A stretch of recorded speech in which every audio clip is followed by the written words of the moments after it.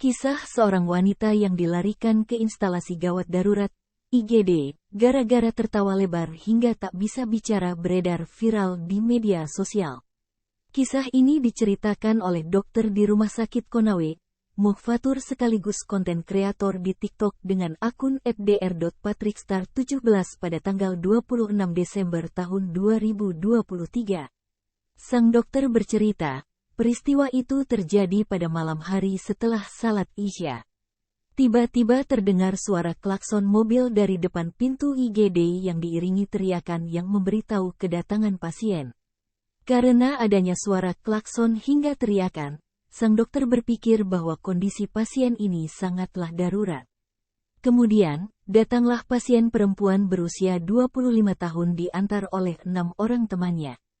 Akhirnya, dokter itu pun bertanya kepada teman-temannya yang mengantar.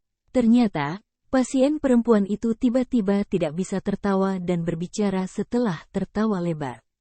Dalam unggahan berikutnya, Fatur menjelaskan, kondisi yang dialami wanita tersebut bukanlah suatu gangguan bicara. Oleh karena itu, ia memutuskan untuk melakukan pemeriksaan fisik menggunakan handscoon. Handscoon adalah sarung tangan yang biasa dipakai oleh tenaga medis agar terhindar dari droplet pasien. Pada akhirnya, diketahui bahwa tulang rahang wanita tersebut bergeser.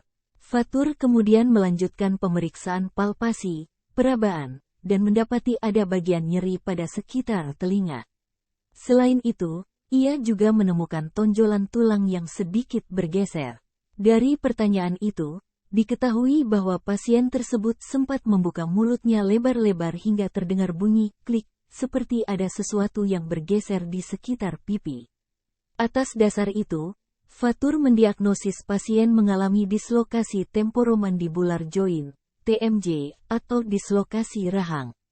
Dislokasi rahang terjadi ketika posisi tulang rahang bawah bergeser dari kaitannya dengan rahang atas. Setelah didiagnosa dislokasi rahang, pasien diarahkan untuk ke unit gawat darurat, UDG.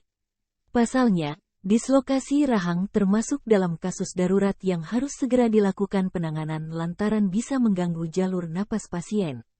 1 jam setelah tindakan dilakukan, ia bersama dengan spesialis bedah mulut melakukan observasi dan pemeriksaan terhadap pasien. Berkaca dari kasus tersebut, ia mengimbau agar kepada wanita itu untuk tidak membuka mulutnya terlalu lebar saat tertawa, karena kondisi tersebut bisa terjadi secara berulang. Download Tribun X sekarang, menghadirkan lokal menjadi Indonesia.